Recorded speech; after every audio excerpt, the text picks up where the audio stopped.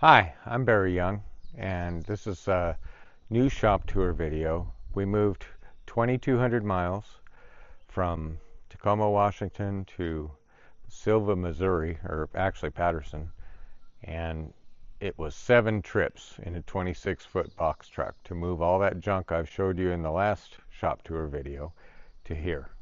So let's get started. Uh, Once again, this is not necessary, but I like it. So here we go.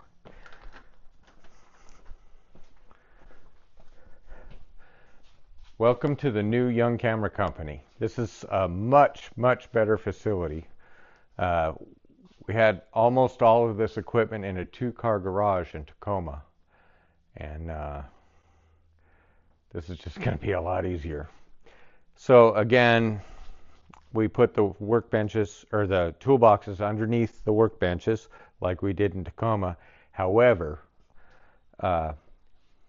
using my normal amount of brilliance, I built the workbenches and then figured out that the toolboxes wouldn't fit underneath, so I had to raise each one of them 2 inches, which was a lot of work. We have a few more Ryobi tools in the Ryobi wall and a better screwdriver rack, and we've definitely increased the workability of this wrench rack. It is so much better than just having screws in a wooden board. We have some bicycle repair stuff. This is the bicycle repair stand, because you got to have bicycle repair no matter what kind of shop you have. That's just it. And a truing stand for straightening bicycle wheels. We've got a much better small tool rack. I built this wall and put the tools that I use the most in one area, and that really, really makes a difference. Here's a base of a camera I made 10 years ago. Well, I made the base 10 years ago. It never did become a full camera. I'm working on it, guys.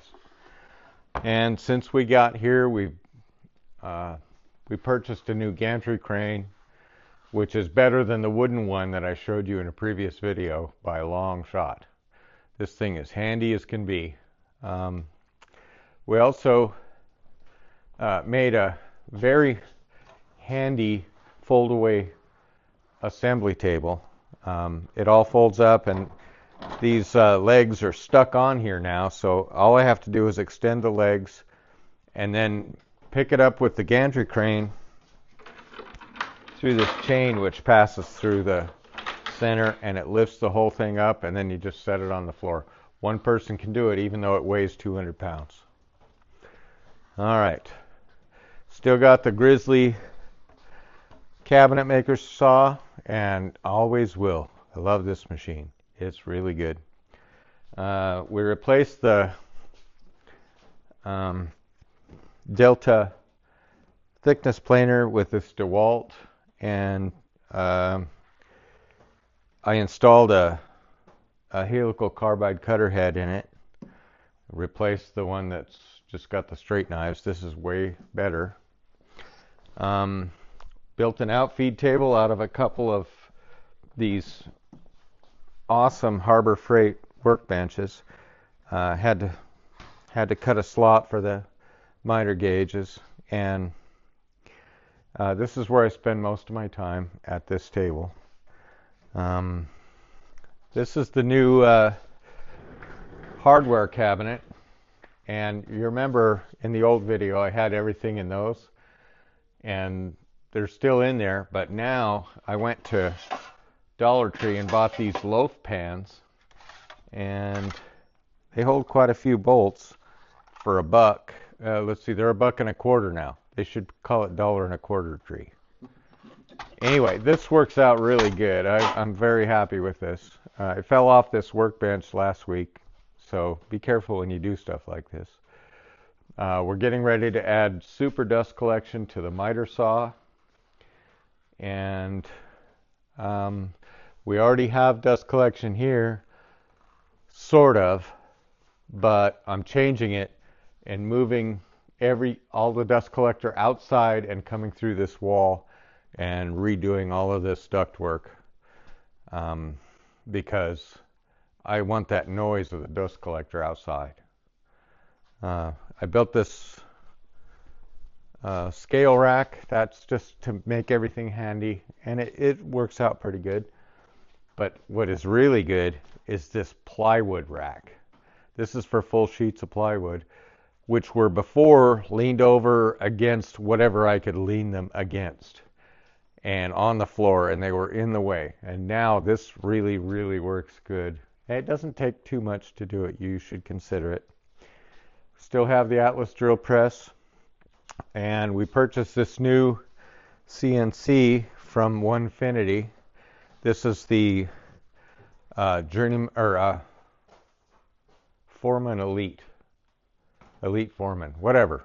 And so far, so good. It's a good machine, except for the amount of maintenance that it requires, because every 3 or 4 hours, it takes 2 or 3 hours to do maintenance on it. So I'm going to make some custom fittings so I can just oil them without removing the Z-axis and the spindle, because it's a water-cooled spindle, so it's really freaking heavy. All right, still got this awesome surface grinder that cost me $250 with all these wheels, so that was a great deal. We got 3 punch presses down there that are going to be used for making bullet jackets and also for making sheet metal camera pieces. Just change the dies and chunk to chunk. We still have the 2 big punch presses too, so they'll be in here eventually. The tool and cutter grinder, can't say enough good about this thing. It really, really does a nice job. We still drill square holes with the mortising machine, and still have not got this CNC running perfectly yet. It's come a long ways since I made the last video, but for some reason I'm getting arcing in the power supply, so I'll fix that up. I took all of the C-clamps off the wall and built this bin to put them in, and that seems to work better. Plus I hung all the bar clamps on the wall here, and I'm happy with that. That works really well. Okay, still got the milling machine from Grizzly. This was, as far as I know, the first one in the United States of this model, so I had to wait for it forever, but it was worth the wait. It's a great machine. Over here we got the old air gauge and a brand new digital one. Well, not brand new, it's new to me, digital one. We still use the same blocks for storing end mills that we had in Tacoma. That hasn't changed. And also the taps and dies and drill bits are still organized the same way. And these, man, I can't tell you, this is so much better than the 3 different containers where you have to find the right size and stuff. You can just look at the decimal equivalent. Man, this is the way that they should make drill dispensers. We have still got the engine lathe here, and I still am raving about it. It's a fantastic machine, just like I showed in the video in Tacoma. And I just last week finished this U-shaped table for all of the bench mounted tools. The only thing that doesn't fit on here is the hone, which I have to get something special built for. But this works pretty good for all the grinding and sanding equipment. Okay. And here's a little device that I built. Because this corrugated hose drags on the corner of a workbench when you pull it across, it's very annoying.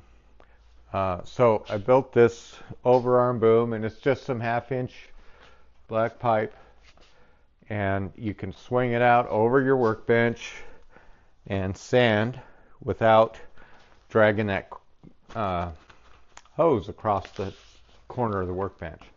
And there's a nice place to store it so that this disc doesn't get damaged. And it folds up pretty small. It's also got a cyclone dust collector on it.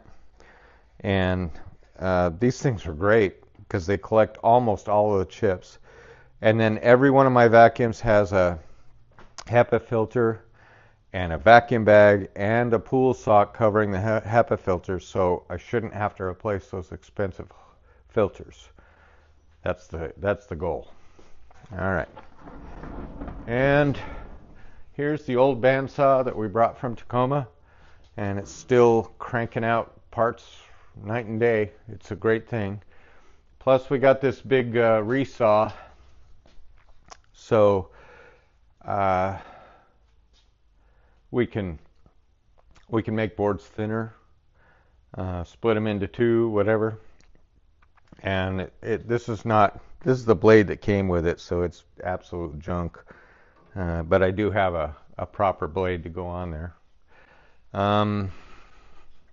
Still got the Atlas shaper, and don't ever use it. But if I ever make an internal ring gear, I'll be glad I have it, because that's the only machine you can use besides a gear shaper to make an internal ring gear. The 20-ton shop press and the Harbor Freight engine hoist have both been converted to air over hydraulic. So there's no more pumping it. You just press a button, you hook it up to air, press a button, and it automatically lifts or presses. And that's a big recommendation. Since we got here to Missouri 4 years ago, we've added prime weld MIG, TIG welding equipment. I got this awesome welding table. I was driving down the road and I saw it on the side of the road with a for sale sign on it, so I just about caused an accident when I stopped. We've added a panel saw, which looks like you can't use it because the accessory or the assembly table's in the way, but it just takes 5 minutes to set up this table, and then you have full access to that panel saw, which didn't work when I got it, and now it works fine. Still have the Harbor Freight small bandsaw, which I still highly recommend very, very much. What a great machine. We got the big vise and the big vise stand, and I've added hammer racks, which makes that good. And anybody that has oxyacetylene should buy a wheelchair and convert it to carry their cylinders. This thing works great. We do have air throughout the facility, but I used this really fancy, expensive hose this time, and that was a huge mistake because I've had 3 leaks since I put it in. I guess that's all that really matters. Yeah,